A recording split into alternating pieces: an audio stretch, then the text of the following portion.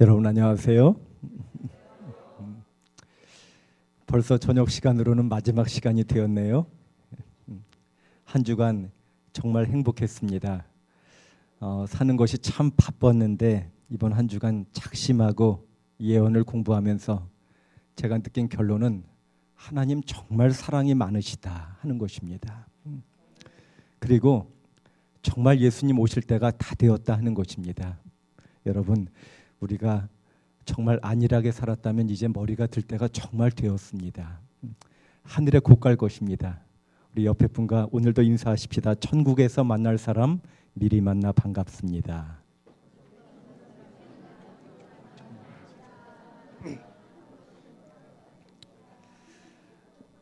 오늘도 짧은 퀴즈를 한번 내보겠습니다.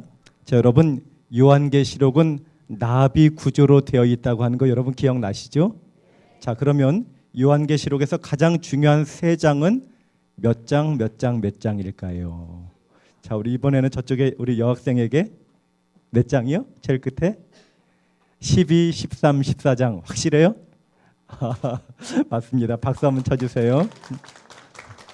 제가 원래 퀴즈 수준을 좀 낮추려고 하다가 점점 좀 높여야겠다 생각이 드는 게 너무 잘 맞추세요. 여러분, 요한계시록은 앞뒤가 똑같은 대리운전이 아니라 나비 구조로 되어 있다고 했습니다. 핵심부는 선악의 마지막 싸움이 12, 13, 14장이라고 했어요. 특별히 오늘 배울 12장은 하나님의 대표자, 어제 배운 13장은 사단의 두 대리인, 그리고 14장은 하나님의 마지막 호소를 담고 있어요. 자, 어제 우리가 사단을 대표하는 두 마리의 짐승으로 대표된 세력에 대해서 배웠는데 그 두 마리의 짐승이 어떤 짐승이고 대략 어떤 특징이 있는지 혹시 말씀해 주실 분 계십니까? 문제가 좀 어렵죠? 두 마리의 짐승은 어떤 짐승일까요?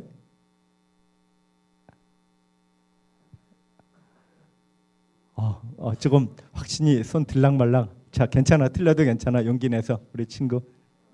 얼굴이 7개고 그 4개는 표범 얼굴이고 한 개는 사자고 하나는 곰이고 하나는 그 무슨 이상한 동물이고 그리고 몸통은 봄이고 그 두 번째는 어린 양처럼 생겼고 그리고 뿔이 2개고 그리고 용처럼 말하고.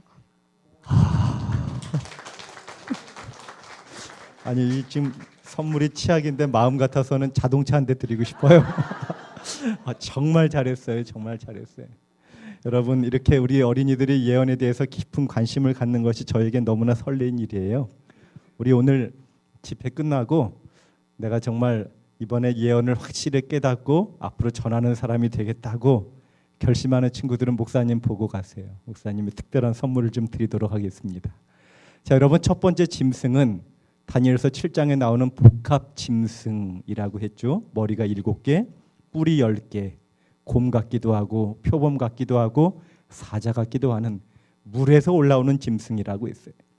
두 번째는 땅에서 올라오는 어린 양 같은 짐승인데 두 뿔이 있고 순한 줄 알았는데 용처럼 말하더라 하였습니다. 우리는 어제 특별히 짐승의 표에 대하여 배웠습니다. 그렇죠?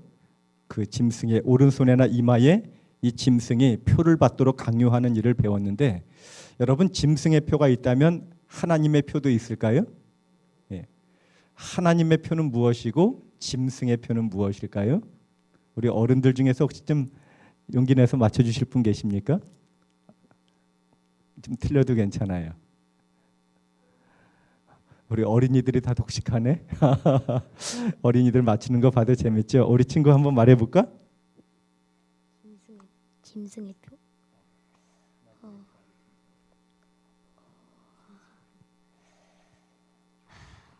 그 짐승의 표는 666이고 그 다음에 하나님의 표는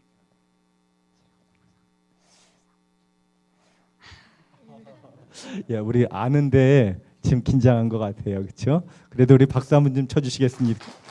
예, 우리 친구들 수고 많았어요. 자, 여러분, 성경에 여러 번 반복해서 말씀하시는 하나님의 표는 안식일입니다, 그렇죠? 그것이 드러난 것이 안식일이지만 하나님의 표의 근본 정신은 창조주 하나님을 기억하는 정신이에요. 내가 진흙으로부터 창조된 것임을 기억하면서 모든 영광을 하나님께 돌리는 정신이 하나님을 사랑하는 정신이고, 그렇게 하나님을 사랑하는 마음으로 지키는 것이 안식일입니다. 겉으로 드러난 표는 안식일이지만 그 근본 마음은 창조주 하나님을 인정하고 그분께 경배를 드리는 정신이라 하였어요. 여러분, 짐승의 표는 그들이 말하는 권위의 표, 일요일, 겉으로 드러난 것은 일요일이지만, 그러면 일요일 지키는 사람 다 짐승의 표 받은 것인가? 여러분, 그렇지 않아요. 여러분, 정말 모르고 지키는 사람도 있을 것입니다. 그런데 그 짐승의 표의 근본 정신은 창조주 하나님께 영광 돌리기를 거절하고 자신이 하나님의 위치에 처해서 자신이 하나님께 드려야 할 영광을 취하는 그 정신이 짐승의 정신이라고 했어요. 마치 느부갓네살 왕이 내가 이 모든 도성을 나의 권위로 만들었고 할 때 그가 짐승처럼 정신병에 걸렸다가 7년째 될 때에 하늘을 우러러 보았더니 그제서야 제정신이 돌아와서 하나님을 찬양하지요.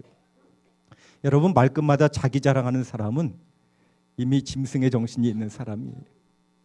우리는 말끝마다 정말 우리가 엄밀히 말하면 진흙 아닙니까? 이 진흙 덩어리 하나님 뭉쳐서 생명 주셔서 나를 만드셨는데 내가 조금 더 가진 것, 조금 더 아는 것, 조금 더 잘난 것 가지고 자랑하지 마시고 나에게 그런 은혜를 주신 창조주 하나님만 높이며 사는 사람이 진정으로 하나님의 입맞을 사람이고, 그런 사람들의 삶 가운데 순종으로 맺혀지는 것이 계명을 지키는 것이라고 하였습니다. 여러분, 우리 하나님께 영광 돌리십시다. 네. 자, 짐승의 표는 왜 666일까요? 왜 6이라는 숫자를 3번이나 반복했을까요? 왜 666일까요? 오늘 문제가 좀 어렵네요, 그렇죠? 여러분, 6은 우리 계시록 13장에 보면 사람의 수라고 했어요, 그렇죠? 사람이 6째 날 창조가 되었어요. 그래서 사람이 6째 날 창조된 다음에 이 모든 것을 만드신 분이 하나님이심을 기억하면서 7째 날로 나아가서 하나님께 영광을 돌리는 정신이 안식일 정신이라고 했어요. 그런데 하나님께 영광을 돌리지 아니하고 그 6째 날 머물러서 자신을 하나님의 위치, 삼위 하나님의 위치, 6인 인간의 수를 666 두면서 그렇게 자신을 하나님의 수준으로 끌어올리려는 그런 정신이 바로 짐승의 표이고 666이라고 말했습니다.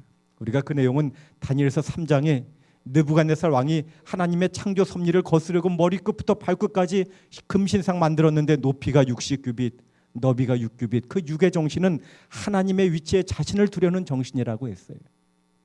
여러분, 우리는 그러한 정신에 따라 살지 마시고 오직 하나님께만 영광 돌리게 되시기 바랍니다. 여러분, 성경은 분명히 말하기를 천지를 짓지 아니한 신들은 땅 위에서 하늘 아래에서 망할 것이라 했어요. 천지를 지으신 하나님만이 높임을 받으셔야 한다고 했습니다. 우리 자신 높이지 마시고 또 자기가 하나님이라고 주장하는 그 세력에 굴복하지 마시고 여러분, 창조주 하나님만 경배하시는 저와 여러분이 되시기를 간절히 바라겠습니다. 자, 오늘은 저녁으로 마지막 시간, 오늘 계시록 12장을 연구할 건데 3차 세계대전은 일어날 것인가 라는 제목이에요. 여러분, 1915년에 지금부터 거의 100여 년 전에 세계는 세계 1차 대전에 휘말렸어요. 무려 22개 나라가 참전을 했고 110만 명이 죽임을 당했습니다. 그리고 그 전쟁이 1918년에 끝나서 불과 21년 지난 다음에 1939년에 2차 세계대전이 일어났어요. 무려 5,500만 명이 죽었어요.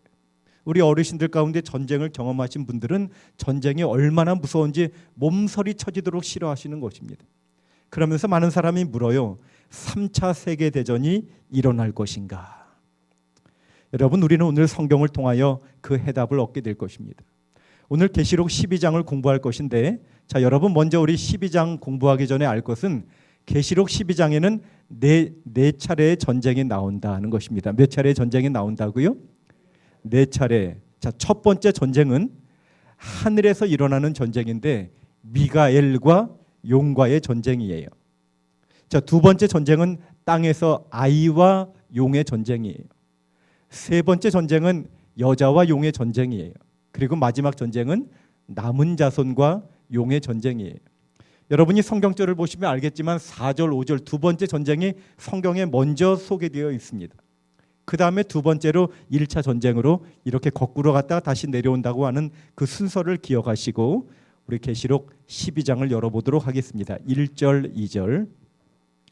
하늘에 큰 이적이 보이니 해를 옷 입은 한 여자가 있는데 그 발 아래에는 달이 있고 그 머리에는 12별의 관을 썼더라. 이 여자가 아이를 베어 해산하게 되매 아파서 애를 쓰며 부르짖더라. 여러분 예언 해석을 잘하기 위해서는 머리 가운데 상상력이 필요하다고 했죠. 해를 입은 여자가 있는데 발 아래는 달을 밟고 있고 머리에는 12별의 면류관을 쓰고 있는데 이 여자가 임신한 거예요. 거의 산딸이 된 것입니다. 그래서 아이를 낳으려고 애써 부르짖는 아마도 이런 모습이 아닐까요? 여러분 이 여자가 누굴까요? 우리 통일교회에서는 이 여자를 문선명 씨라고 한다고 했죠. 선 태양을 입고 있고 문 달을 밟고 있고 그러니 밝아서 문선명 바로 이 여인이 그렇다고 하는데 성경은 그렇게 사사로이 푸는 것이 아니라고 있습니다. 자, 우리 좀 더 읽어보십시다. 3절, 4절. 하늘에 또 다른 이적이 보이니 보라 한 큰 붉은 용이 있어 머리가 7이요 뿔이 10이라. 그 여러 머리에 7 왕관이 있는데 그 꼬리가 하늘의 별 3분의 1을 끌어다가 땅에 던지더라. 여러분 여기 붉은 용이 나오는데 머리가 몇 개요? 머리가 몇 개요? 7개. 뿔이 여러분 어제 본 바다에서 올라온 짐승하고 비슷하죠? 머리가 7개, 뿔이 10개. 이 용이 그 짐승과 밀접한 관계가 있다는 것을 우리가 생각해 볼 수 있는 것입니다. 아마도 이렇게 생겼겠지요? 여러분 이 용이 누굴까요? 제가 대학교 4학년 때 요한계시록 수업을 듣는데 장로교에서 30년 목회를 하다가 개종에서 재림교인이 되신 배순성 목사님이 항상 제 옆자리에 앉았어요. 그런데 이분이 계시록 시간마다 고개를 푹 숙이고 계셔요. 그래서 목사님 수업 시간에 고개를 숙이고 계신가요? 물었더니 너무 죄스럽다는 거예요. 자기가 30년 동안 붉은 용을 소련이라고 가르쳐 왔는데 소련이 없어졌으니 내가 얼마나 성경을 잘못 가르쳤는지 참 성도들에게 미안하다는 거예요. 여러분 이 붉은 용이 소련이 아니지요. 성경에 답이 나와 있지요. 12장 9절에 큰 용이 내어 쫓기니 옛 뱀 곧 마귀라고도 하고 사단이라고도 하는 온 천하를 꿰는 자라고 성경에 분명히 나와 있는 거예요. 그러므로 붉은 용은 누구라고요? 옛뱀, 마귀, 사단 바로 그 존재인 것입니다. 자, 여러분 풀어보십시다. 여자는 누굴까요? 여자는 누굴까요? 여러분 이사야 54장 5절에 너를 지으신 자는 내 남편이시라. 여러분 성경에서는 끊임없이 하나님을 남편, 하나님의 백성인 우리를 여자, 아내, 신부 이렇게 묘사를 하는 거예요. 이 상징 가운데 여자는 하나님의 백성 혹은 교회를 상징하는 특별한 표현인 것입니다. 자, 그 여자가 아이를 낳으려고 했는데 그 아이는 누구를 상징할까요? 여러분 여자가 낳는 아이 누굴까요? 갈라디아 4장 4절에 때가 차면 하나님이 그 아들을 보내사 여자에게서 나게 하시고 여러분 성경에 보면 모든 아이는 남자가 낳는 것으로 나옵니다. 아브라함이 이삭을 낳고 이삭이 야곱을 낳고 아버지가 낳는 것으로 나오는데 유일하게 예수님만 여자가 낳았어요. 왜요? 그분은 인간의 원죄를 타고나신 분이 아니라 여자의 몸을 빌어서 성령으로 태어나신 유일한 분이기 때문에 그렇습니다. 그래서 여자가 낳은 아이는 우리 예수님을 지칭하는 성경적인 특별한 표현인 것입니다. 자, 여러분 계시록 12장을 열자마자 여자가 나오고 붉은 용이 나오고 또 아이가 나와요. 왜 이렇게 세 명이 시작하자마자 등장할까요? 하나님은 예언을 주시면서 우리로 해석할 수 있는 실마리를 자꾸 던져주시는 거예요. 어제 우리가 계시록 13장의 짐승의 표를 해석할 때도 그 모든 배경이 다니엘서 3장의 배경 가운데 이해될 수 있는 것임을 분명하게 단서를 주신 거예요. 그런데 여러분 계시록 12장에 나오는 선악의 4번의 전쟁을 해석할 때 이 세 등장인물을 먼저 보여주시면서 우리가 무엇을 근거로 이 12장을 풀 수 있을까 단서를 주시는데 성경을 조금 연구해 보신 분이라면 이 세 존재가 한꺼번에 등장하는 성경절이 있을까요? 어디지요? 창세기 3장 15절입니다. 내가 너로 여자와 원수가 되게 하고 너의 후손도 여자의 후손과 원수가 되게 하리니 여자의 후손은 내 머리를 상하게 할 것이요 너는 그의 발꿈치를 상하게 할 것이니라. 아담과 하와가 범죄한 다음에 하나님 찾아오셔서 뱀에게 선고하신 말씀이죠. 내가 너로 여자와 원수가 되게 하고 너의 후손도 여자의 후손과, 여러분 여기 보니까 뱀도 나오고 여자도 나오고 여자의 후손도 나오는 그 세 계시록 12장의 등장인물이 모두 등장하는 유일한 성경적인 곳입니다. 아하, 이 창세기 3장 15절을 잘 이해하면 계시록 12장을 풀 수 있구나 하는 단서를 하나님께서 던져주신 것입니다. 자, 그러면 하나님께서 이 뱀, 옛뱀으로 묘사된 이 사단에게 선언하기를 너는 여자 교회와 원수가 될 거야. 또 여자의 후손 예수님과도 너의 후손과 원수가 될 거야. 그런데 너가 여자의 후손을 공격하는데 그의 발꿈치를 상하게 할 뿐이야. 그런데 여자의 후손이 너를 공격할 때 뱀의 어디를 상하게 할 것이라고요? 머리를 상할 것이라. 결국 누가 승리할 것이라고 예언하신 것입니까? 여자의 후손이. 여러분, 이 짧은 말씀을 통하여 우리는 세 가지를 예견할 수 있는데, 첫째는 여자의 후손인 예수님이 이 땅에 탄생하실 것을 짐작할 수 있습니다. 두 번째, 뱀의 후손이 그를 공격하기 때문에 예수님이 고난당하실 것을 우리가 이해할 수 있어요. 세 번째, 결과적으로 예수님이 승리하실 것이라는 것입니다. 여러분, 여자의 후손이 뱀의 머리를 상하게 한다고 했는데, 제가 필리핀에서 공부를 한 2년 대학원 과정을 공부했는데 필리핀에는 뱀이 참 많습니다. 저희는 뱀을 보면 놀라는데 필리핀 사람들은 별로 놀라지도 않아요. 뱀이 나타나면 그저 요만한 막대기 하나 가져가서 머리를 때립니다. 여러분, 그런데 머리를 몇 대 맞으면 뱀이 그냥 죽어요. 머리를 상하게 한다는 것은 여자의 후손이 사단의 권세를 물리치고 승리할 것을 말하는 것입니다. 여러분, 이 배경은 무엇입니까? 하나님은 처음에 우리 인류가 행복하게 살기를 바라시는 의미에서 에덴 동산에 두셨어요. 에덴이란 이름의 뜻은 기쁨, 희락. 하나님은 우리가 기쁘게 살기를 원하셔요. 그래서 그 기쁨의 근원은 하나님, 창조주 하나님께 순종하는 데 있음을 아시고 하나님의 동산 나무의 모든 실과를 다 먹되 하나만 금하심으로 하나님과의 순종의 관계가 유지되는 가운데 행복이 유지되도록 창조하신 것입니다. 그래서 이 선악을 알게 하는 나무의 실과를 먹으면 어떻게 될 것이라고요? 반드시 죽을 것이라 하였어요. 그런데 뱀이 여자에게 유혹하기를 너 그거 먹어도 결코 죽지 않을 거야. 너 그거 먹으면 하나님같이 될 거야. 여러분, 성경에 보면 우리 하나님만이 유일하게 스스로 있는 분이라 하였어요. 우리는 그분에게 의존된 존재입니다. 사실 우리가 하루하루 하나님께서 주시는 생명 받아서 삽니다. 하루 살다가 피곤하면 배터리 방전되면 자요. 우리가 자는 동안에 하나님이 우리 몸의 호르몬들 다 일으켜서 다시 충전시켜 놓으면 아침에 부활해서 또 하루 살아요.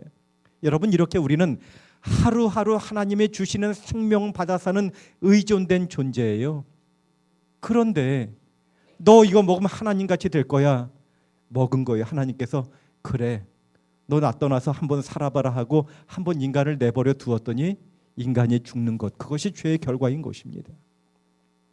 여러분, 그래서 인간이 그렇게 죄를 짓고 더 이상 행복하지 않게 되었어요. 그전에는 하나님 찾아오면 반가웠는데 하나님 찾아오니까 죄를 지은 다음에 아담과 하와가 숨었어요. 더 이상 행복하지 않은 것입니다. 그들이 죄를 짓고 처음에 느낀 것은 수치심을 느꼈어요. 그래서 무화과 패션을 만들어 입었지요. 하나님은 그걸로 죄를 가릴 수 없음을 아셔서 가죽옷을 지어 입히셨다고 말씀하십니다. 여러분, 이것이 세상 종교와 기독교의 차이예요. 세상 모든 종교는 인간의 노력으로 만든 무화과 패션을 입는 노력의 종교입니다. 그런데 기독교는 유일하게 그것으로 우리 죄를 극복할 수 없음을 아시고 하나님 친히 만들어주신 메이드 인 갓, 하나님 가죽옷 은혜로 입혀주시는 은혜의 종교인 것입니다. 그래서 여러분, 기독교는 우리의 노력으로 천국 가는 것이 아니라 하나님 주시는 은혜를 믿음으로 바꾸서 천국 가는 은혜의 종교임을 기억하게 되시기를 바랍니다. 그러면서 구약시대의 모든 인간의 죄를 위하여 대신 죽은 그 수많은 양들은 하나님 지어주신 가죽옷, 하나님이 가죽옷 만들 때 먼저 짐승을 죽였겠지요. 최초의 살생자는 하나님이셔요. 짐승을 죽이고 가죽을 벗겨서 인간의 죄를 가려주신 하나님은 그 모든 제사 제도를 통하여 그러한 원리를 설명하셨고 마침내 하나님의 아들이신 예수님이 오셔서 그 표상의 원형이 되신 예수님께서 십자가에서 벌거벗김을 당하시고 죄의 수치를 대신 당하시고 우리를 위하여 둘째 사망을 당하신 것입니다. 여러분, 우리가 그림에는 최소한 예수님의 팬티는 입혀드렸지만 기록에 보면 완전히 벌거벗긴, 정말 가죽이 완전히 벌거벗김을 당하는 공개적인 수치와 그런 멸시를 당한 십자가였습니다. 그런데 예수님의 십자가는 그렇게 무력한 십자가처럼 보였는데 그것은 바로 죄의 권세를 이기고 사단에게 승리를 하신 승리였다는 것입니다. 골로새서 2장 15절에 십자가로 그들을 이기셨느니라 이렇게 말하는 것입니다. 여러분, 그러므로 창세기 3장 15절의 말씀은 결국 예수님의 십자가로 죄의 권세를 물리치고 하나님의 아들이 승리할 것임을 우리에게 천명하고 있는 것입니다. 계시록 12장이 창세기 3장 15절을 배경으로 기록된 것은 계시록 12장에 4번의 전쟁에 나오지만 창세기 3장 15절에 선언하신 대로 결과적으로 하나님의 아들이 언제나 승리할 것이라고 우리에게 예견하면서 이 계시록을 풀도록 우리에게 촉구하고 있는 것입니다. 자, 그러면 두 번째 먼저 소개된 2차 전쟁부터 읽어보도록 하겠습니다. 4절 5절입니다. 용이 해산하려는 여자 앞에서 그가 해산하면 그 아이를 삼키고자 하더니 여자가 아들을 낳으니 이는 장차 철장으로 만국을 다스릴 남자라. 그 아이를 하나님 앞과 그 보좌 앞으로 올려가더라. 이 용이 그 아이를 삼키고자 하는, 아이를 죽이고자 하는 전쟁이 먼저 일어난 것입니다. 이렇게 임신한 여인 앞에서 아이 낳기만 해봐라, 내가 꿀떡 삼켜버려야지. 여러분, 사단이 예수님을 통하여 승리할 것이라는 창세기 3장 15절의 말씀을 이해하고 아예 원천적으로 봉쇄하려고 예수님을 죽이려고 하는 전쟁인 것입니다. 실제로 예수님이 태어났을 때 헤롯 대왕을 시켜서 2살 이하의 아이들을 다 죽였어요. 천사가 미리 알려주셔서 예수님의 부모들이 애굽으로 피신하지 않았더라면 예수님이 죽임을 당했을 것입니다. 그의 동족들이 예수님을 누가복음 4장 29절에 보니까 낭떠러지로 끌고 가서 예수님을 떨어뜨려서 죽이려고 했다고 했어요. 예수님께서 천사의 도움으로 가까스로 살아나셨죠. 사단이 예수님을 죽이는 데 실패한 다음에는 예수님으로 하여금 그 승리의 매개체가 되는 십자가를 포기하게 만들기 위해서 두 번째 전략을 씁니다. 그래서 가장 사랑하는 제자가 예수님을 배반하고 팔아버리지요. 예수님의 수제자가 예수님을 저주하면서 3번이나 부인하지요. 예수님이 위하여 죽으실 동족들은 십자가에 못 박으라고 그렇게 예수님에게 적대감을 드러내요. 이런 백성들 위해서 내가 죽어야 할까? 예수님이 그런 마음의 갈등이 생기지 않았을까요? 예수님이 십자가에 달려 죽으실 때에도 저가 남은 구원하였을 때 자기는 구원할 수 없도다. 이스라엘의 왕이여, 한번 내려와 봐라. 여러분, 우주를 말씀으로 창조하신 분이 새끼손가락 하나만 움직여도 모든 물리칠 수 있는데도 그분이 참으시고 끝내 십자가를 감내하신 거예요. 그래서 여러분, 결국 예수님은 십자가로 승리하신 것입니다. 하나님은 그 예수님을 부활시키시고 하늘로 올려가셨습니다. 여러분, 용이 아이를 죽이는데 성공했어요? 실패했어요? 실패했어요. 자, 그런데 갑자기 계시록 12장의 배경이 바뀌더니 이제 땅에서 아이를 죽이려던 배경에서 하늘 배경을 우리에게 설명하고 있는데 마치 드라마에서 이야기가 진행되다가 화면이 뿌얘지면서 과거의 일로 돌아간 장면이 나오지 않습니까? 여러분, 그 전쟁이 어디서부터 시작되었는지 갑자기 성경은 중단하고 하늘에서 시작된 1차 전쟁을 우리에게 설명하고 있는 것입니다. 7절입니다. 하늘에 전쟁이 있으니 미가엘과 그의 사자들이 용과 더불어 싸울세. 용과 그의 사자들도 싸우나 이기지 못하여 다시 하늘에서 그들이 있을 곳을 얻지 못한지라. 여러분, 처음에 싸움은 하늘에서 시작된 전쟁입니다. 용이 미가엘과 더불어 싸웠다고 했어요. 미가엘이 누굴까요? 미가엘이 누구죠? 여러분, 오늘날 많은 교회들은 미가엘을 천사라고 가르칩니다. 자, 미가엘이라는 이름의 뜻은 누가 하나님과 같으냐라는 뜻이에요. 실제로 유다서 1장 9절에 천사장 미가엘 이런 표현이 나와요. 그런데 우리가 성경을 조금 깊이 연구해 보면 다니엘서 12장 1절에 대군 미가엘이 마지막 시대에 일어나서 하나님의 백성을 구원한다고 했는데, 여러분, 대군, 이 말의 히브리어는 사르입니다. 그런데 이 사르라는 말이 다니엘 8장에 보면 군대의 주제라고 말했어요. 여러분, 그것은 하나님의 백성을 구원하기 위하여 군대 장관으로서 일어나시는 예수님을 표현하는 성경적인 특별한 용어인 것입니다. 여러분, 그러므로 미가엘은 성육신 이전의 예수님의 모습이십니다. 하늘에서 그 예수님의 자리를 탐하는 사단이 전쟁을 일으키고 반역을 일으킨 것이죠. 하늘에서 일어난 전쟁은 우리가 이해하기 어려운 오묘에 속합니다. 그러나 그 전쟁의 성격을 우리가 짐작할 수 있는 것은 이사야서의 두로 왕에 대한 예언인데, 너 아침의 아들 계명성이여 어찌 그리 하늘에서 떨어졌으며 너 열국을 엎은 자여 어찌 그리 땅에 찍혔는고 내가 내 마음에 이르기를 내가 하늘에 올라 하나님의 뭇별 위에 내 자리를 높이리라. 내가 북극 지폐의 산 위에 앉으리라. 가장 높은 구름에 올라가 지극히 높은 이와 같아지리라 하는도다. 여러분, 이 말씀은 두로 왕에 대한 예언이지만 이 말씀이 그에게만 포함되지 않고 사단의 본질을 표현하는 예언임이 분명해요. 너 아침의 아들 계명성이여, 이 말이 루시퍼, 우리가 말하는 루스벨로 번역된 말이죠. 그의 마음이 하나님의 자리를 탐한 것입니다. 자기의 보좌를 하나님의 보좌 위에 비기리라 하였습니다. 에스겔 28장에는 다시 이렇게 말합니다. 너는 기름 부음을 받고 지키는 그룹이여, 내가 지음을 받는 날로부터 모든 길에 완전하더니 마침내 내 불의가 드러났도다. 내가 아름다움으로 마음이 교만하였으며. 여러분, 최초에 시작된 죄의 근원은 교만으로부터 시작이 되었어요. 자신을 하나님의 위치에 두려고 하는 정신입니다. 우리가 신앙하면서 가장 경계해야 할 정신이 있다면 교만이에요. 하나님은 교만한 자를 물리치신다고 했어요. 여러분, 우리가 진흙임을 기억해야 됩니다. 창조주 하나님이 진흙을 빚어서 나를 만드셨는데 내가 조금 잘하는 거 가지고 절대 우쭐하면 안 됩니다. 저는요, 설교를 마치고 저 뒤에 서서 성도들에게 인사를 할 때 제일 많이 기도를 해요. 성도들이 은혜 많이 받았습니다, 목사님 정말 말씀 좋았습니다 할 때 제가 자꾸 우쭐해지려고 그래요. 그때마다 속으로 하나님 주신 지혜로, 하나님 주신 생명으로, 목사라는 직분으로 조금 더 연구해서 가르쳐 주신 것인데 인간의 말에 제가 우쭐해지지 않도록 도와주시옵소서, 이렇게 기도하면서 악수를 해요. 여러분이 높여지는 자리에서 창조주 하나님만 높이는 그러한 정신이 진정한 겸손입니다. 절대로 교만한 마음을 가져서는 안 되겠습니다.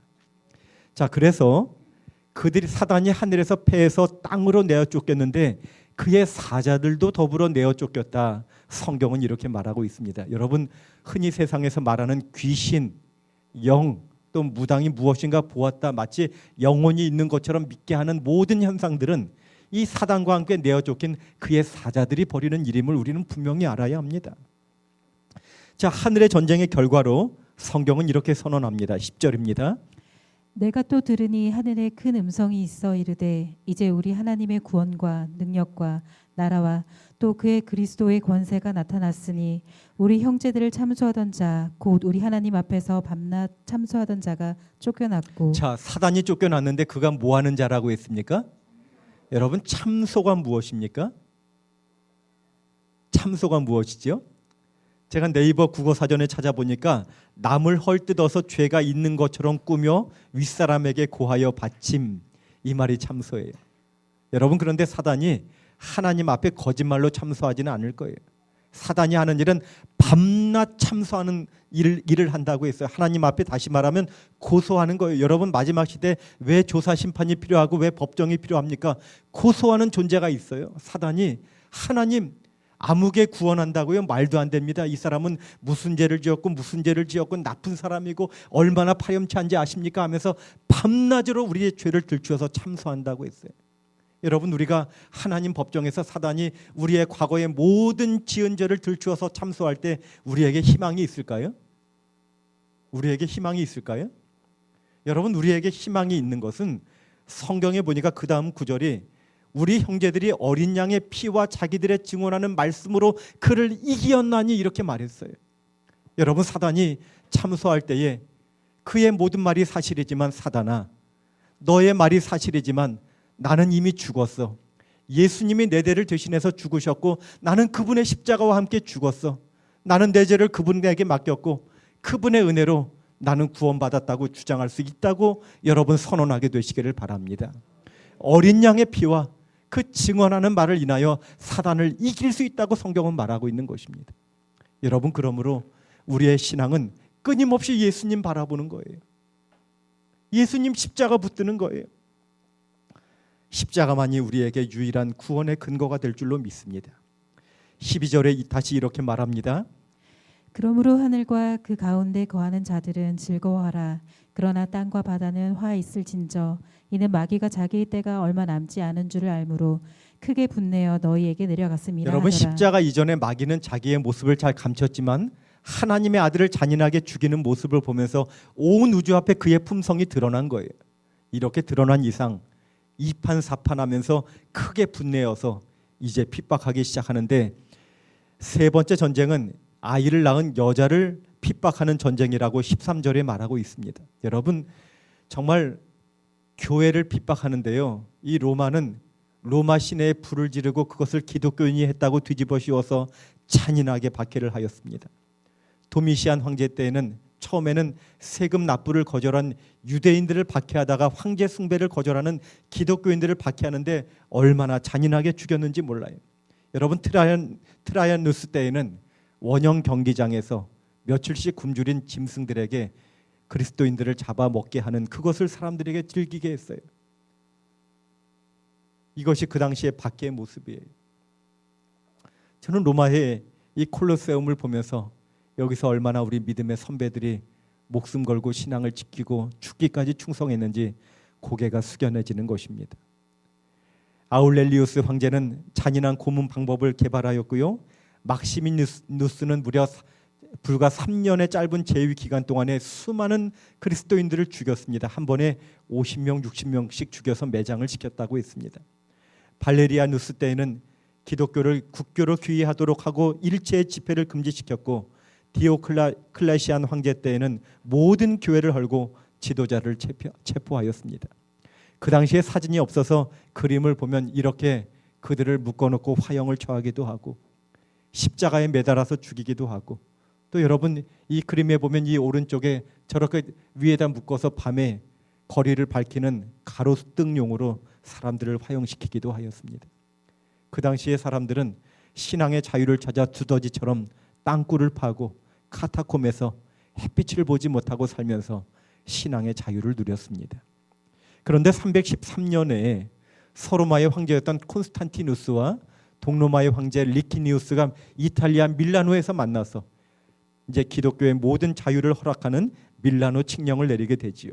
그리고 기독교는 후에 국교화됩니다. 그런데 그 후에 더 큰 문제가 생기는 거예요.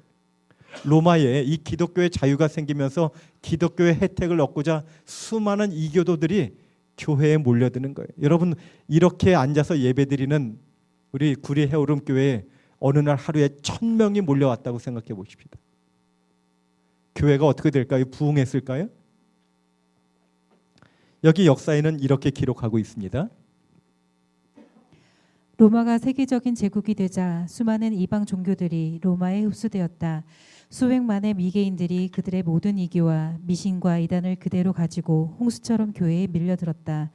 그들은 복음을 알지 못했다. 복음을 변화시키는 능력을 경험하지 못하고 단지 그리스도 교회에 머물기 위해 들어온 자들이었다. 그 수가 너무도 엄청나게 많았기 때문에 자연히 그리스도교라는 물줄기는 그들 중심으로 흐를 수밖에 없었다. 여러분, 그래서 교회가 이교도들이 그들의 습관을 가지고 그냥 들어오면서 교회 내에 성경을 읽지 못하게 하고 잘못된 이교회 교리들이 기독교화하고 둔갑되는 것입니다. 안식일 대신에 일요일 교리가 생기고 연옥설이 소개되고 마리아에게 직접 기도를 하게 되고 예배 대신에 미사, 여러분 그거 받아서 죄 짓고 살다가 떡 한 번 받아 먹으면 그것이 구원의 효력이 있다는 그런 가르침들이 생기기 시작해요. 침례 대신에 세례를 인가하고요, 종교 재판소가 마련이 되고 돈만 잘 내면 천국으로 옮겨주는 면죄부가 판매가 되고, 사제들에게 죄를 고하는 고해성사, 성경을 금지시키고 연옥 교리를 선포하고 교회 전통이 성경과 똑같다고 가르치고, 성모 마리아가 원죄 없이 탄생했다고 가르치고요. 여러분, 참으로 기가 막힌 교리들이 기독교 안에 전혀 성서적이지 않은 교리들이 들어온 것입니다. 그리고 로마 교회는 그런 교리들을 반대하는 사람들을 이단으로 정죄하고 정말 무수히 핍박을 하게 됩니다. 우리 이미 여러분에게 설명을 드렸기 때문에 이런 내용들 지나가도록 하겠습니다. 무려 6천만 명의 사람들이 죽임을 당했다고 했습니다. 그런데 하나님은 교회가 그렇게 멸절되도록 허락하지 않으시고요. 14절에 그 여자가 큰 독수리의 두 날개를 받아 광야 자기 곳으로 날아가 거기서 그 뱀의 낯을 피하여 한때와 두때와 반때를 양육받음에. 여러분, 하나님께서 교회를요 한때 두때 반때 동안에 광야로 날아가서 거기서 은신하도록 하셨어요. 실제로 그 중세 암흑 기간에 신앙의 자유를 찾아서 walden스인들, 알비젠스인들, 유그노인들이 알프스 산속에 숨어서 토굴에 살면서 신앙의 자유를 누렸고, 거기서 성경을 필사하고 인가에 가서 이렇게 지내다가 조금 복음을 전해서 마음이 열린 것 같으면 필사한 성경을 주고 그렇게 사라지는 일들, 목숨을 걸고 전도하면서 신앙을 지키는 일들이 중세시대에 이루어졌던 것입니다. 자, 15절에 여자의 뒤에서 뱀이 그 입으로 물을 강같이 토하여 여자를 물에 떠내려가게 하려 하되 땅이 여자를 도와 그 입을 벌려 용의 입에서 토한 강물을 삼키니. 여러분, 이 용이요 이 교회 여자를 완전히 멸절시키려 했는데 누가 도왔다고요? 누가 도왔다고요? 여러분, 땅이라고 하는 개념 배우셨습니까? 계시록 13장에서 무리와 열국과 방언이라면 새끼 어린 양이 올라오는 그 짐승 땅은 물과 상반된 개념으로 사람이 거의 살지 않는 신대륙을 상징한다고 했어요. 실제로 교회가 거의 멸절될 뻔했을 때에 여러분 1492년에 콜럼버스가 신대륙을 발견했고요. 또 1620년에 102명의 청교도들이 신앙의 자유를 찾아 미국으로 이주하게 되지요.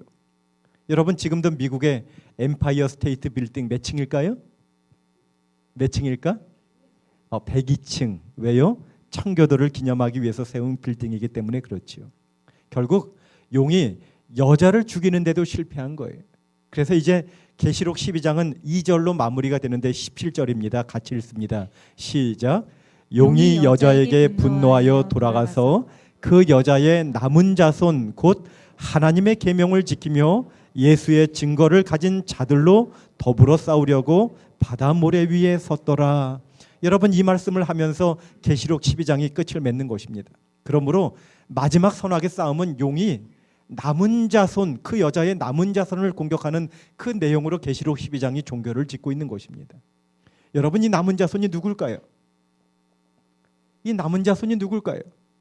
여러분, 남은 자손, 남은 자, 남았더라 이런 표현이요 갑자기 계시록 12장 17절에 등장한 것이 아니라 창세기부터 요한계시록까지 성경 전체를 관통하는 특별한 용어인 것입니다. 성경에 무려 560번 이상, 거의 600번 가까이 쓰인 성경의 특별한 용어인 것입니다. 자, 여러분, 이 시간에 그 모든 용어를 찾아볼 시간이 없지만 몇 구절만 읽어보면서 남은 자라는 뜻이 성경에서 어떤 개념인지 여러분이 한번 감을 잡아보시기 바랍니다. 성경에 최초로 등장하는 표현은 창세기 7장 23절입니다. 이들은 땅에서 쓸어버림을 당하였으되 오직 노아와 그와 함께 방주에 있던 자들만 남았더라. 여러분, 세상이 물로 심판받을 때에 하나님은 노아의 가족들을 남기시고 보존하신 것입니다. 사사기 7장 3절. 누구든지 두려워 떠는 자는 길라산을 떠나 돌아가라 하라 하시니 이에 돌아간 백성이 22,000명이요 남은 자가 10,000명이더라. 여러분, 기드온이 미디안과 전쟁을 하는데 미디안은 135,000명이에요. 하나님 백성 가운데 자원한 사람이 32,000명, 중과부적인데 하나님 너무 많다는 거예요. 두려워 떠는 자 돌아가라 했더니 22,000명 돌아가고 10,000명, 남은 자가 10,000명이었더라. 여러분, 그 남은 자는 용기 있는 백성이 분명한 것입니다. 열왕기상 19장 18절.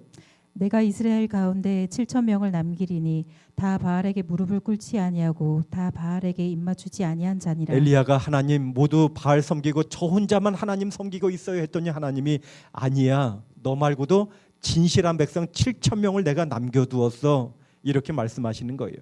이사야 10장 20절.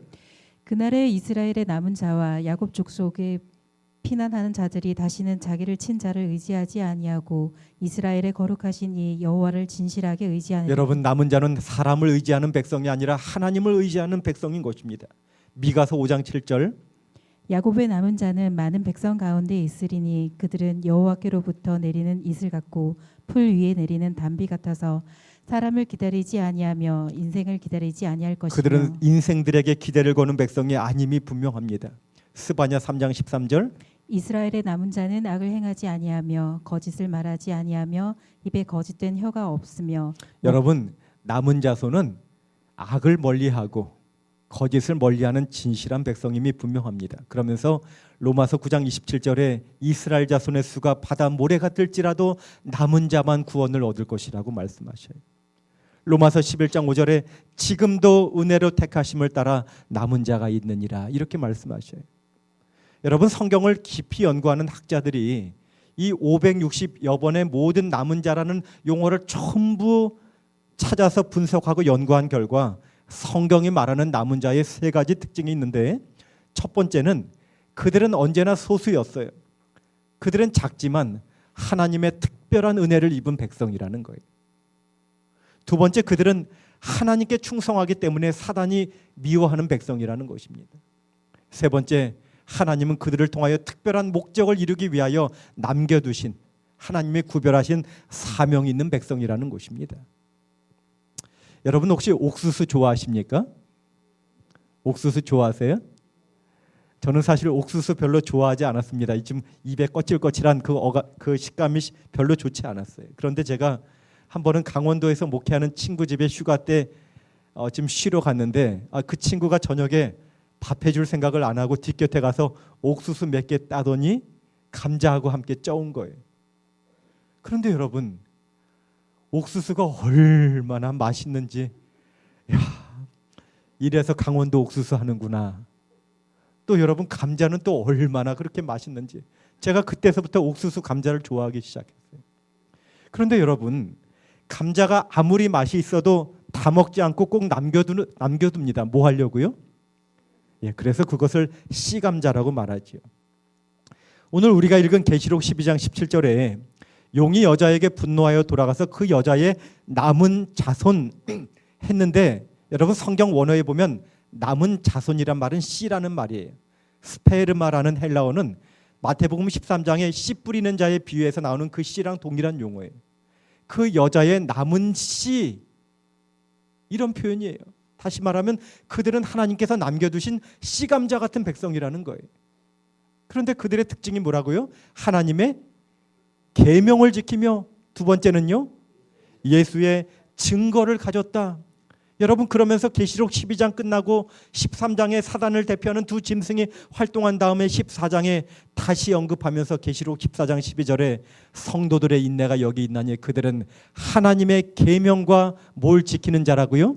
예수에 대한 믿음을 지키는 자니라. 여러분, 남은 자손이 누구인지 특징들이 나오지요. 정리해 보십시다. 첫 번째로 그들은 하나님의 계명을 지키는 백성이에요. 두 번째, 예수에 대한 믿음을 가진 백성이에요. 또 예수의 증거를 가진 백성이에요.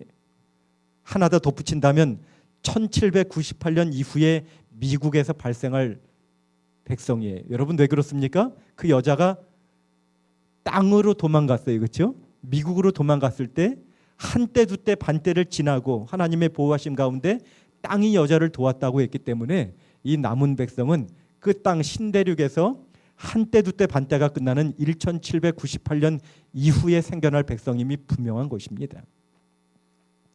자, 그러면 우리 하나씩 살펴보십시다. 우리 좀 빨리 지나가겠습니다. 첫 번째 특징은 하나님의 계명을 지키는 백성이라고 있어요.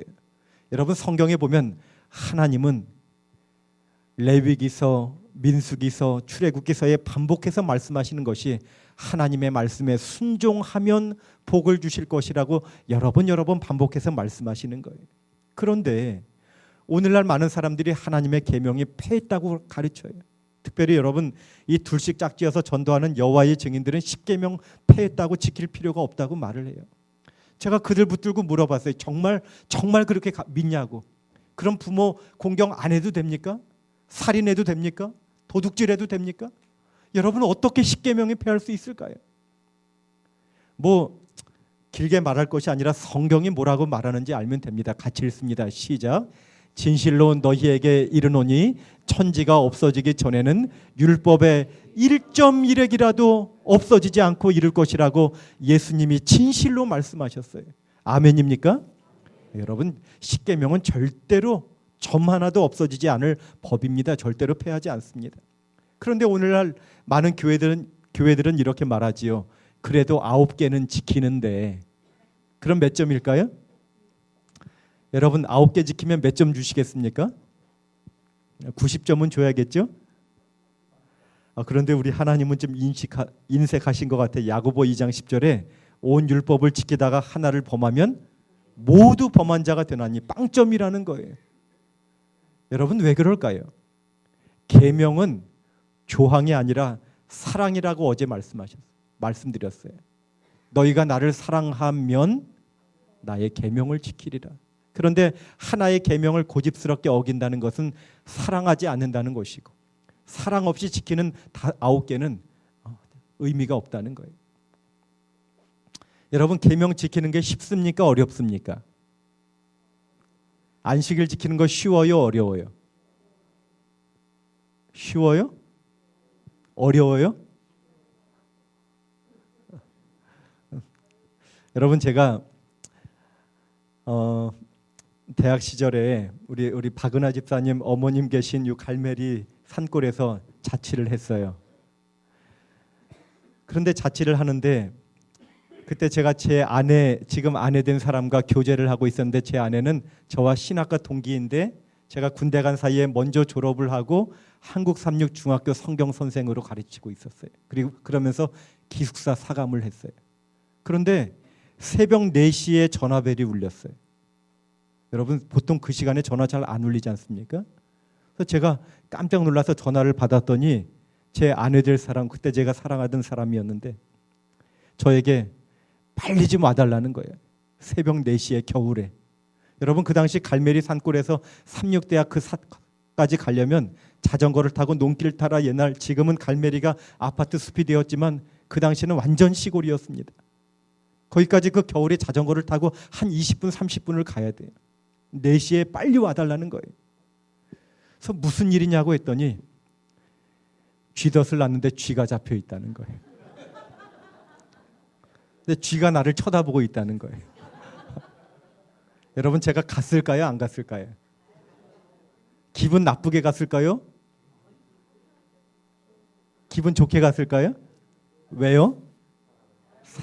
사랑하니까. 여러분 성경은 분명히 말씀하셔요. 요한일서 5장 3절에 하나님을 사랑하는 것은 이것이니 그의 계명을 지키는 것이라. 그의 계명은 무거운 것이 아니라 뭐하면요? 뭐하면? 사랑하면 무거운 것이 아닙니다. 사랑하는 여러분, 사랑하는 마음으로 계명에 순종하게 되시기를 바랍니다. 두 번째 남은 자손의 특징은 예수 믿음을 가진 백성이라고 했어요. 여러분 구원의 조건은 믿는 것이죠. 믿는 자마다 멸망치 않고 영생을 얻는다고 했어요. 여러분 믿음이란 것이 무엇입니까? 여러분 성경에 보면 믿음이란 것은 하나님을 절대 신뢰하는 거예요. 그냥 머리로 믿는 것이 아닙니다. 하나님을 절대 신뢰하는 것이 믿는 거예요. 하나님께서 아브라함에게 마지막 믿음 시험하는 것이 너 아들 드려라. 그런데 하나님의 약속을 믿는 거예요. 하나님 분명히 약속하기를 이 아들을 통하여 자손이 바다의 모래같이 많아질 것이라고 했는데 이 아들 죽이라고 한다면 하나님 약속과 어긋나는 것이고 하나님 약속 분명히 이루시는 분이니 이 아들을 죽여도 하나님이 살려서라도 그 약속을 이루실 거야 하면서 순종까지 나아가는 그것이 진짜 믿음이라는 거예요. 제가 저희 아이 어렸을 때 자주 했던 장난이 이 아이를 번쩍 들어서 피아노 위에 올려놓고 뛰어내려 하는 것입니다. 그럼 저희 둘째 아이가 주저하지 않고 뛰어내리는 거예요. 그런데 키가 큰 저의 동서가 그 모습이 재밌어 보였는지 이 아이를 안아서 피아노 위에 올려놓고 야, 이모부가 받아줄게, 뛰어. 이 아이가 뛰었을까요? 안 뛰었을까요? 안 뛰는 것입니다. 그저 그 어린아이의 눈빛 가운데 내가 당신을 뭘 믿고 뛰어. 여러분, 믿음이라고 하는 것은요, 우리의 존재 전부를 예수님께 온전히 맡겨드리는 것이 믿음인 것입니다. 여러분, 그렇게 믿게 되시기 바랍니다. 자, 여러분, 이 두 가지만 살펴봤는데 이 유대인들 계명을 얼마나 철저하게 지키는지 몰라요. 그런데 이 사람들은 남은 자손이 될 수가 없어요. 왜요? 예수에 대한 믿음이 없어요. 예수님을 인정하지 않습니다. 반대로 오늘날 교회들 주여 믿습니다 하면서 믿는다고 주장하는데 그들은 하나님의 계명을 온전히 지키지 않아요. 오늘날 교회들이 주장하는 것이 있어요. 믿기만 하면 된다고요. 믿기만 하면 된다. 여러분, 믿기만 하면 계명을 무시해도 될까요? 성경은 이렇게 말합니다. 그런즉 우리가 믿음으로 율법을 파기하느냐? 그럴 수 없느니라. 도리어 율법을 굳게 세우느니라. 여러분, 제가 한 번은 오래전 일이지만 저희 처제가 안성에 사는데 거기를 운전해 가는데 경찰이 저를 잡아요. 60km인데 제가 좀 과속을 했다는 거예요. 면허증 보자는 거예요. 그래서 제가 면허증을 드렸는데 저보고 목사님이냐 그래요. 그 제 차 앞에 성경책을 본 것입니다. 예, 그렇다고 했더니 아이고 목사님 바쁘셨나 봐요. 다시는 과속하지 마세요 하고 면허증을 돌려주는 거예요. 제가 용서를 받았습니다. 믿음으로 용서받았어요. 용서받았으니까 그 다음에 100km로 갔을까요? 용서받은 다음에 어떻게 해야 될까요?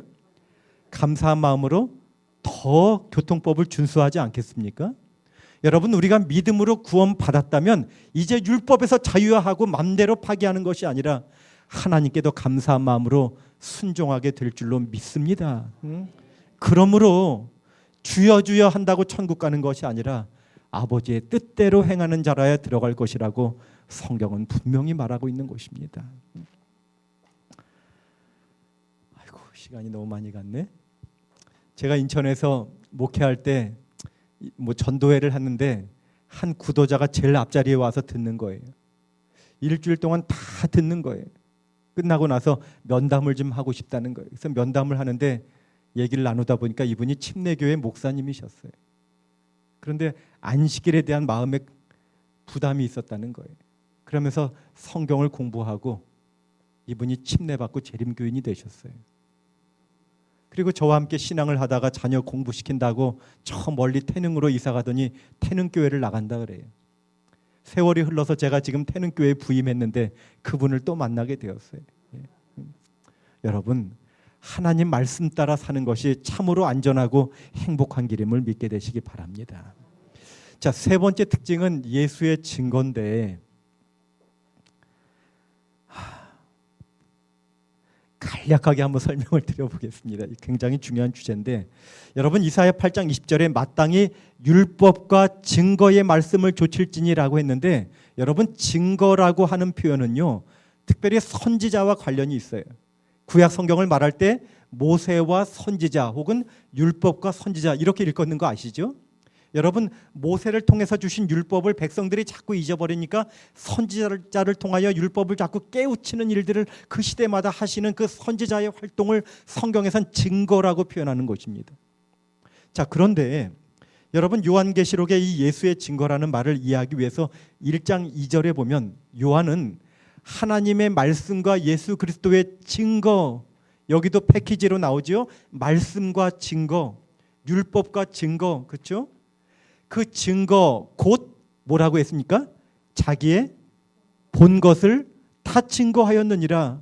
그러면서 이 예언의 말씀을, 여러분 다시 말하면 하나님께서 요한 선지자에게 계시를 보여주셨어요. 선지자로서 그 받은 말씀, 자기의 본 것을 사람들에게 전달했어요. 이것이 증거라는 거예요. 무슨 말인지 이해가 되십니까?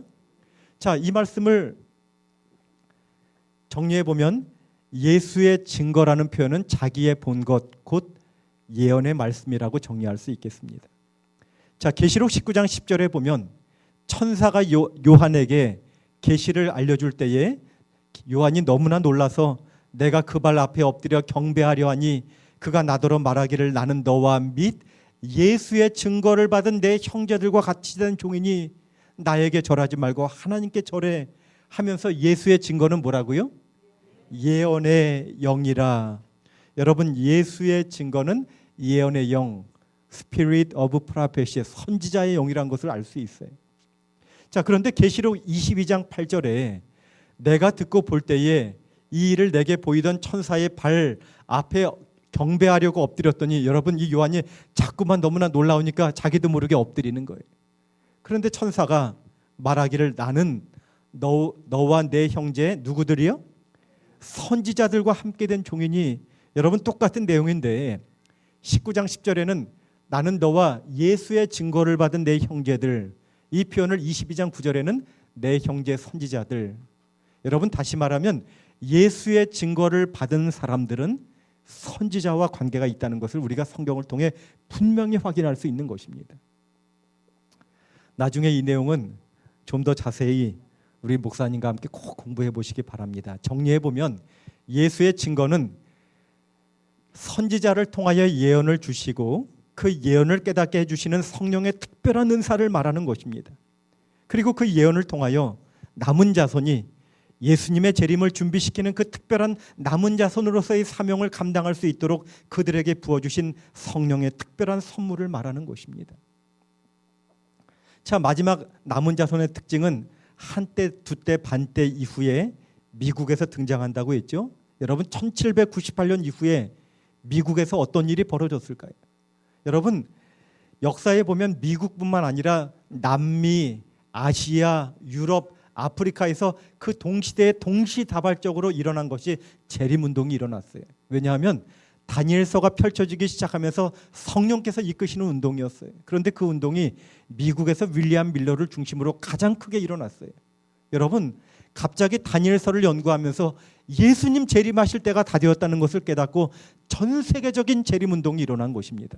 특별히 이 미국을 중심으로 일어난 재림운동은 초교파적으로 일어났어요. 많은 교회에서 사람들이 모여서 예수님 재림을 위하여 준비하는 일에 가담을 하게 된 것입니다. 그들의 실망을 겪기도 하였지만 오직 성경이라는 종교개혁의 원칙에 따라 기도하고 연구하며 각 교파에서 온 사람들이 그 진리를 비교하고 분석하면서 성경으로 철저하게 연구하고 고증하는 일들을 하면서 그들이 마침내 성경 가운데 확실한 진리들을 모아서 그렇게 만들어진 교회가 제7일 안식일 예수 재림 교회라는 것입니다.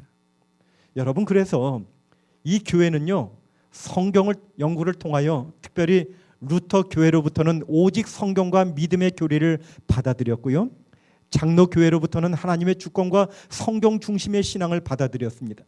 감리 교회로부터는 중생과 성화의 가르침, 침례 교회로부터는 침례와 세종 예식, 또 제7일 침례 교회로부터 안식일, 또 제세례파로부터 정교 분리 원칙과 부활의 가르침, 청교도들로부터는 경건한 신앙, 또 모라비아 형제회로부터는 세계적인 복음 전파의 중요성, 그리고 가톨릭 교회로부터는 선행과 삼위일체의 교리를 받아들여서 여러분, 마침내 그것을 철저하게 성경으로 고증해서 생겨난 교회가 제7일 안식일 예수 재림 교회라는 것입니다.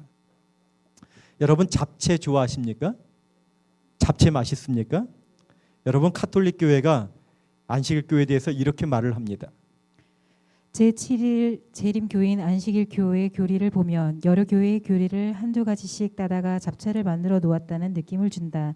즉 카톨릭 교회에서는 구원을 위한 각 개인의 협력의 필요를, 유대교에서는 토요일 안식일과 수입의 10분의 1 헌금과 돼지고기 금식 등을, 개신교로부터는 성경 유일 규범주의를, 현대 위생학에서는 담배, 커피, 차, 술의 배척 등을 따왔다. 여러분, 가톨릭 교회가 재림교회를 비난하면서 이 교회 꼭 잡채밥 같다, 잡채 같다, 이것저것 모아서 버무렸다 이렇게 말하지만 여러분, 그 말이 맞습니다. 그런데 아무거나 모아서 버무린 것이 아니라 철저하게 성경 연구를 통하여 고증을 해서 만들어 놓은 진리의 잡채 요리일 줄로 믿습니다. 여러분, 저는 목사로서 성경을 연구하면서 정말 이 교회가 성경에 예언된 남은 교회임을 확신하게 되었습니다. 아무리 다르게 해석하려고 해도 여지가 없는 것입니다. 계시록에 보면 특별히 예수님은 자신을 일컬어 알파와 오메가란 표현을 여러 번 말씀하셔요. 그런데 알파와 오메가라고 말씀하신 이유는 그 헬라어 첫 글자인 알파와 마지막 글자인 오메가를 따서 나는 알파와 오메가요, 처음과 나중이요, 시작과 끝이라 말씀하셨어요.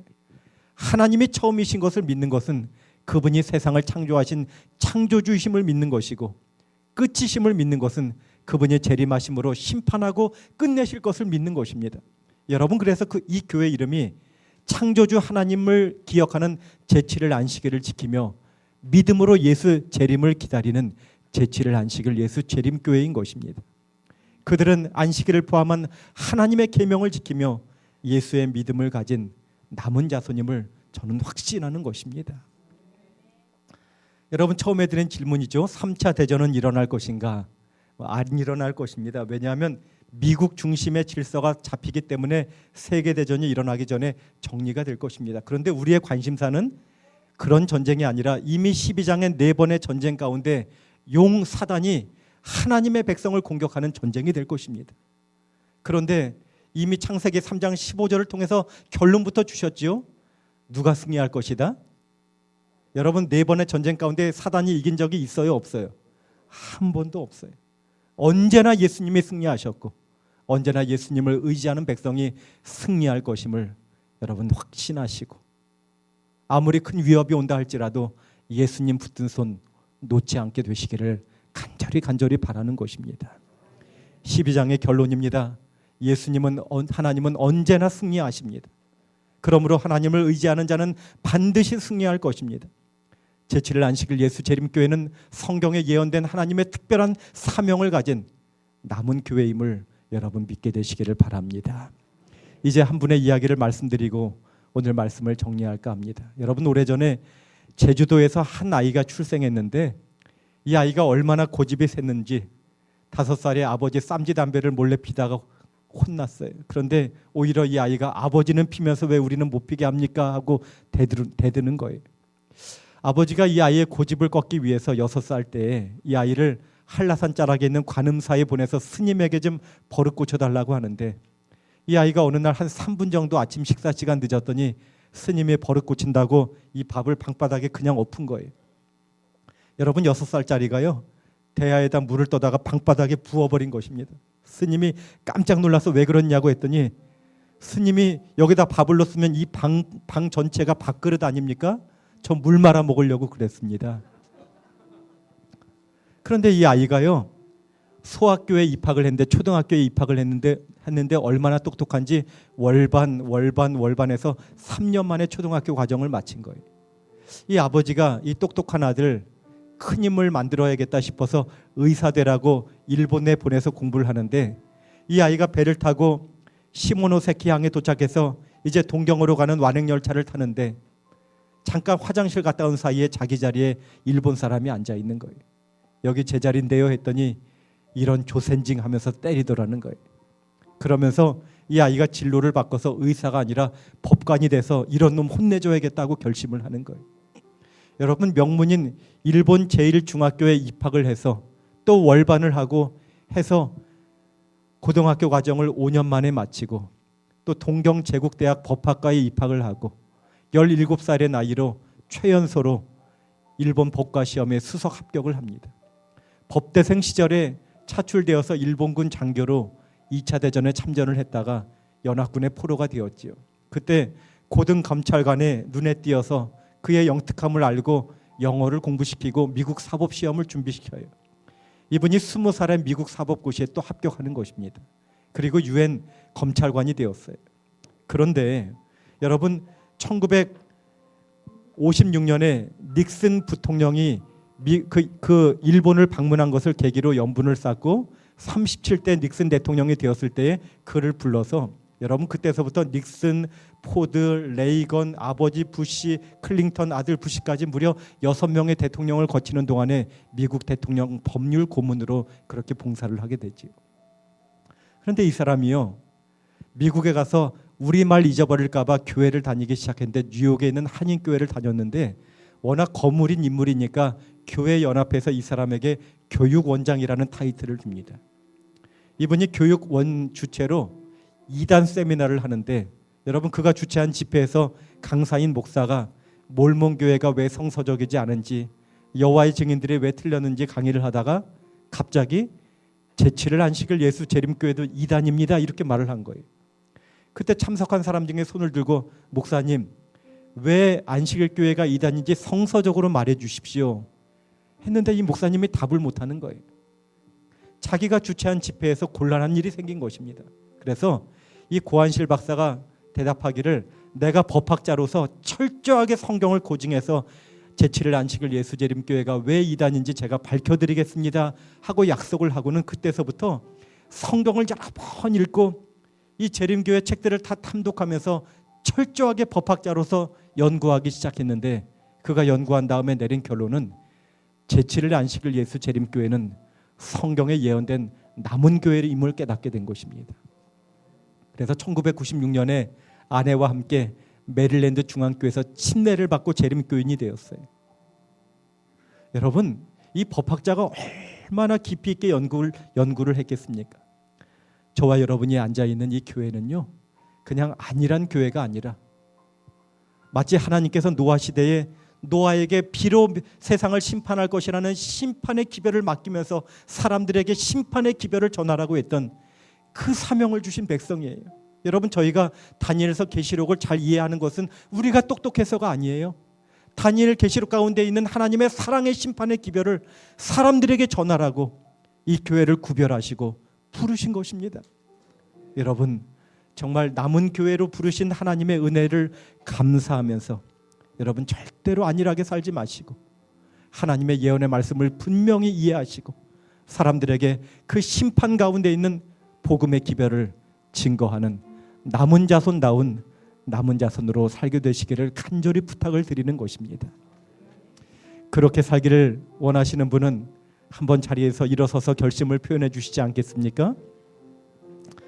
우리 함께 결심을 담아서 573장 찬미를 하나님 앞에 드리시면서 영광을 돌리시겠습니다.